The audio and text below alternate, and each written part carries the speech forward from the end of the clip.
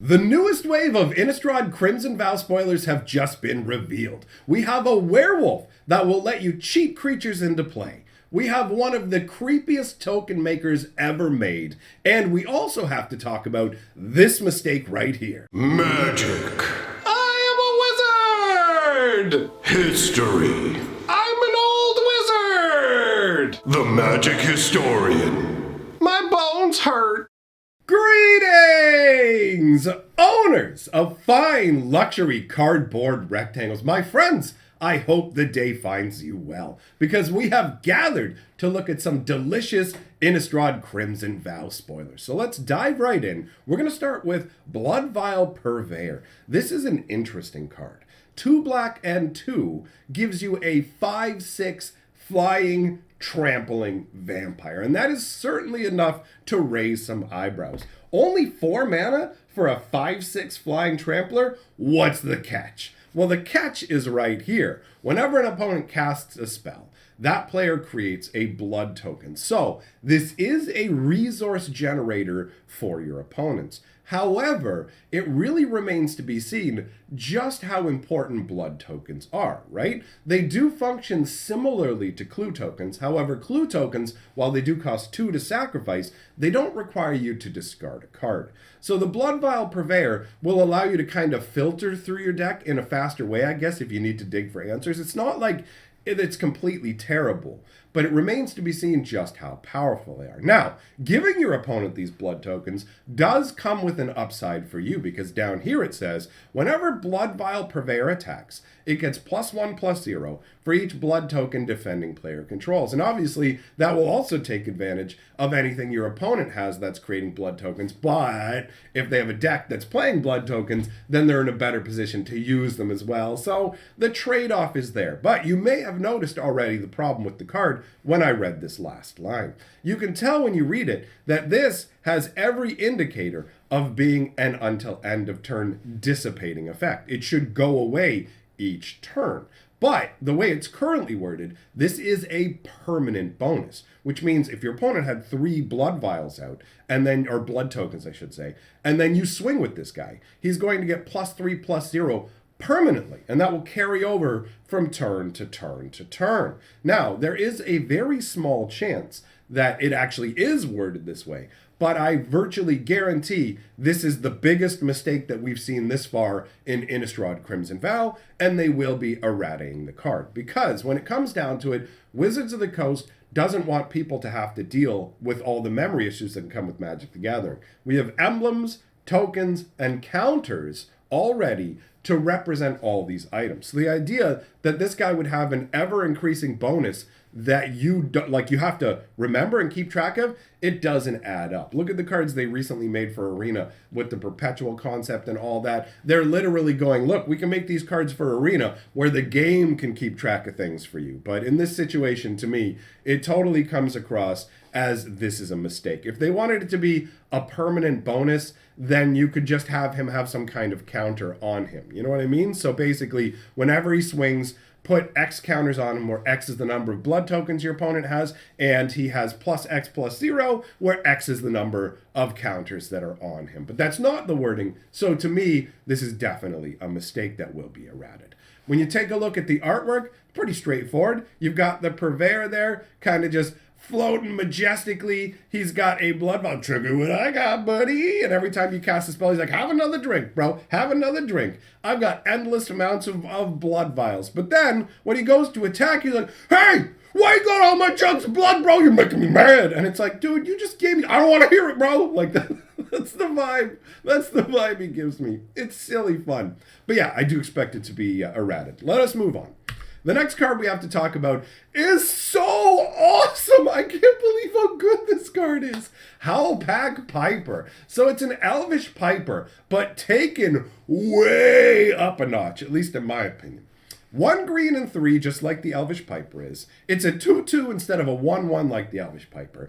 Can't be countered. I love that phrase. I love spells that can't be countered, because I find playing against control decks to be a miserable experience. So having the ability to go, I'm going to put this guy straight out and you can't counter him. yeah, it feels good. And then obviously it gets way better when we get to this ability. 1 green and 1 tap. You may put a creature card from your hand onto the battlefield. If it's a wolf or werewolf, untap Howl Pack Piper. Activate only as a sorcery. So, I mean, Elvish Piper does only cost 1 to activate, and you can do it during your opponent's turn. So, in some ways, it's not quite as strong as Elvish Piper, but it can't be countered. You can use it multiple times in a turn if you're dropping wolves or werewolves, right? Like, you get all of that. It's great. You could, against a control deck, I'll play it. Oh, you can't counter it. Now I can put out my biggest creature without you being able to counter it. Like, that feels awesome. And actually, thinking about yesterday, if you watched yesterday's video and you saw that 1 green mythic, that basically it's as big as the number of lands you have, and when it comes out, you can play as many lands you want from your hand and draw cards for each land you play that way. Just boom, boom, boom, boom, right? So if you cheat it out with this, you're probably going to have more lands in your hand, and you can accelerate the pace at which you're doing it. And like, dude, there's another side to it. This flips. There's more. So let's talk about the artwork before we flip it over. You've got the Piper. I love her pipe because it's made out of like a fallen wild branch, and it gives it a different vibe than like a perfectly finished pipe. It's got less of a civilized feel to it. It feels more like it's tied into nature, and you can see as she's playing, the magic is floating out of it, summoning up a wolf pack. And I mean, normally she can only bring out 1 creature, but when it comes to wolves, keep on tapping her, right? So you could literally bring the 5 wolves that are shown in this artwork out individually, all in 1 turn. And then the flip side is the Wild Song Howler. This thing's awesome.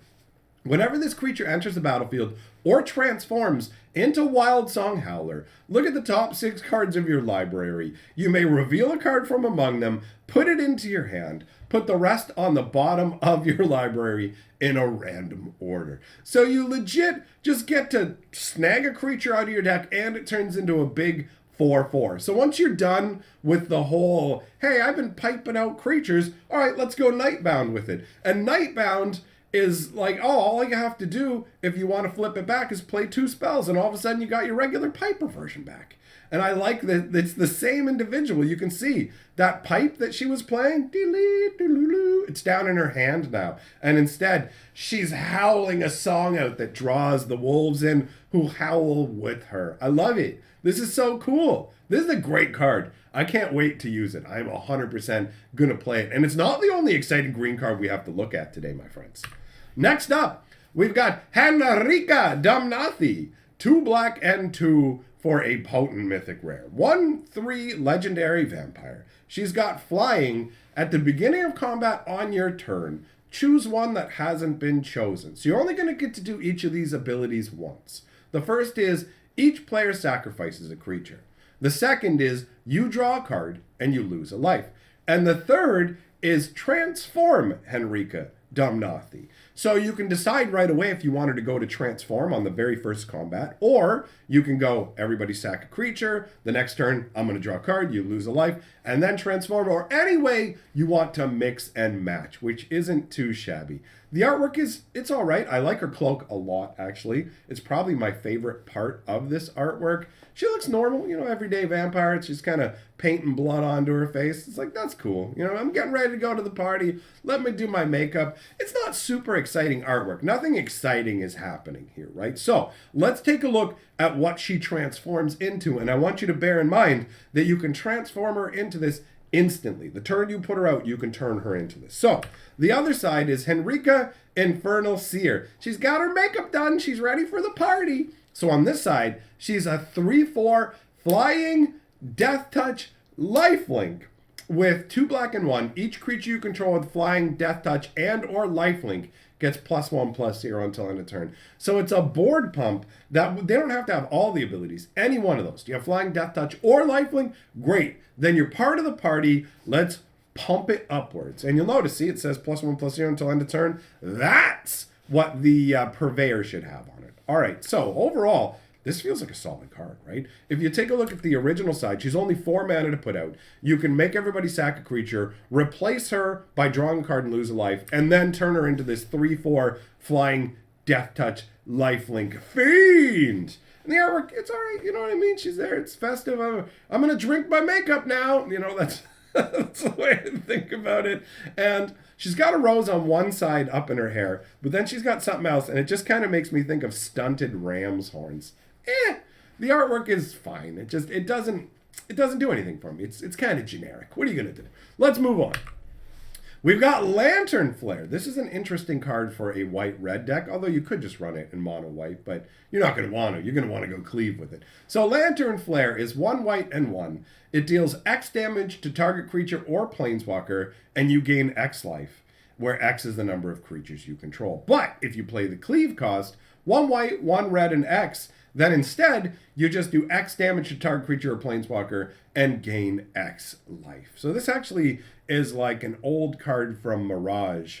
I can't remember what it's called, but I remember the artwork shows a lady and like beams flowing out of her hands, and you basically do X damage and gain X life. So I do like the fact that you could just pop it off for 1 and 1, and if it's 2 mana and you have like a whole bunch of creatures, that actually works out really well for you. And unlike a lot of white cards that want to mess with other people's creatures, they don't care about it being attacking or blocking. In fact, this kind of feels like a green card. Do you know what I mean? Doing damage based on the number of creatures you have feels green, but it also does feel white, because white is the color of like white witty swarm, right? So, you know, that fits.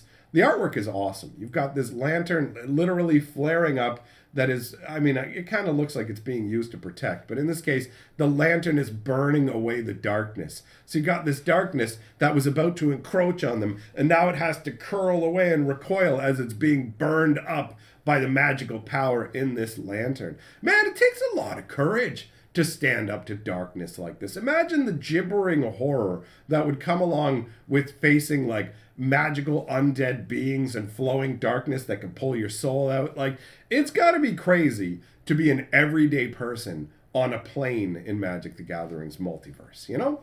Moving on. We've got, this is another crazy green card that I can't believe. This is an enchantment. 2 green and 3 for an enchantment that says, at the beginning of combat on your turn, choose 1. Creatures you control get +1/+1 and gain trample until end of turn. Target land gains tap, add 3 green until end of turn. Draw a card if you control a creature with power 3 or greater, or you gain 3 life. So, you can either boost all your creatures and swing harder, boost your mana production, boost your hand size, or boost your life total. Every single turn. Green has become so bonkers in the last number of years. Wizards of the Coast did like customer surveys and stuff like that, and they realized that a lot of people get into Magic playing green partially because green is such a simple color. I don't think that Wizards realizes that by making so many crazy green cards and giving green so many abilities, they're actually making green more complex and may drive people to other colors. But intentionally, it seems like they've souped up green so that people who start the game have a better experience. Oh, are more people gravitating towards green? Let's make green's experience better. Because green used to be really weak back in the day. And now you get crazy stuff like this. It's so good. I don't know if this is just going to turn out to be one of those cards when I first see it, I go, ah! And then when I play it, I go, oh, all right. But, I mean, between the card draw, life gain, and +1/+1, it's crazy to me. The fact you have to have 5 mana to put it out means the acceleration doesn't feel as exciting, but it literally does accelerate you by 2 turns. Like, if you play this when you have 5 mana, and the next turn you lay another land, then you're going to have access to 8 mana right afterwards, which is nothing to sneeze at. We're moving into Tarask territory, right?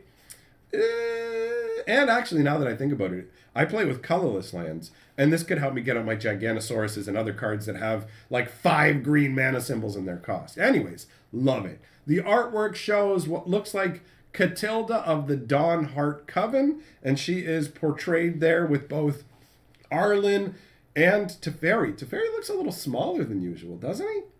Like, I don't know, maybe it's just me, but doesn't Teferi's like overall look a little tinier than he is?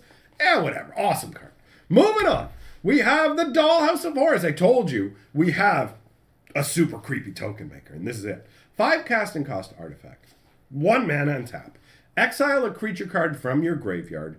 Create a token that's a copy of the exiled card, except It's a 0/0 construct artifact in addition to its other types. And it has, this creature gets +1/+1 for each construct you control. It gains haste until end of turn.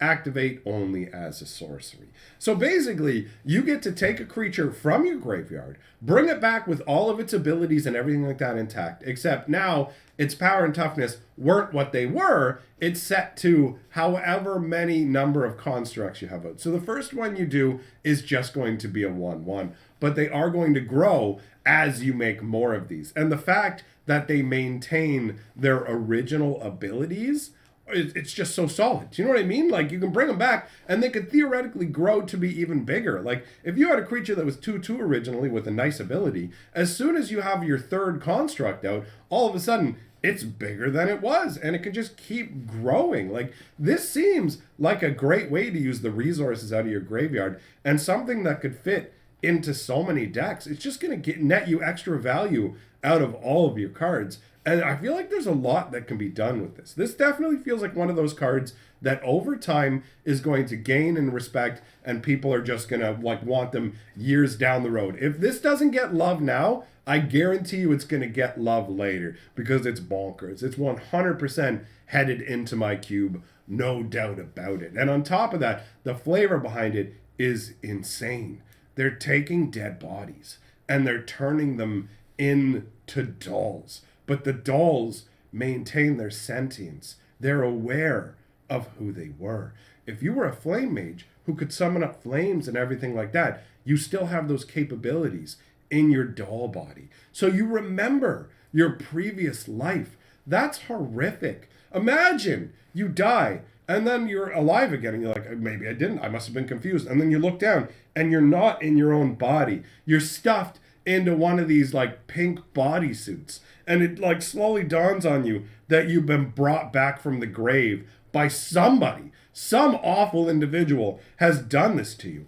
And then you look around and you feel your strength growing as more of these dolls come in and march like lockstep with you. But at the same time, they all have their own individual personalities. It looks like they don't even have mouths though. So you can't even scream out your horror. It's insane. It's absolutely an insane concept. And even if they're not specifically turning them into these dolls, the idea of making you into a skin puppet that like maintained your sanity and your abilities is absolutely horrific, dripping with a crazy amount of flavor. This is a home run in terms of Magic card design. I absolutely love it. And look at that giant eye looking through the window. It's designed like a child's playhouse, but like full-sized, crazy. It's awesome. And the eye looking in makes it feel almost like it is a tiny little dollhouse. Who knows? Maybe it is. Maybe the creatures get shrunk down. Maybe that's supposed to be part of the concept. But to me, I read it as like a full-sized dollhouse. Moving on. We've got Thirst for Discovery.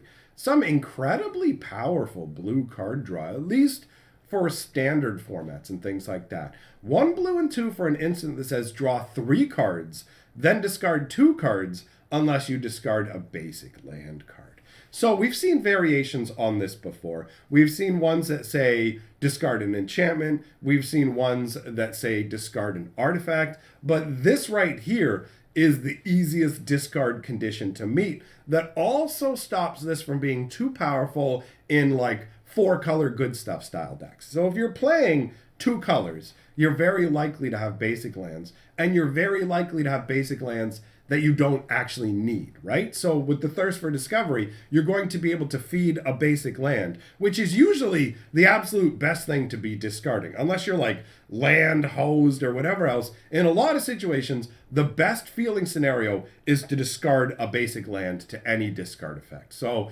that makes this more potent overall, right? Like it really does feel like it's going to be strong in standard. This kind of card for, let's say, like the red-blue Ulrin's Epiphany deck, you get to dig deeper, and the payment that you make is smaller because it's just a basic land you're tossing away, right?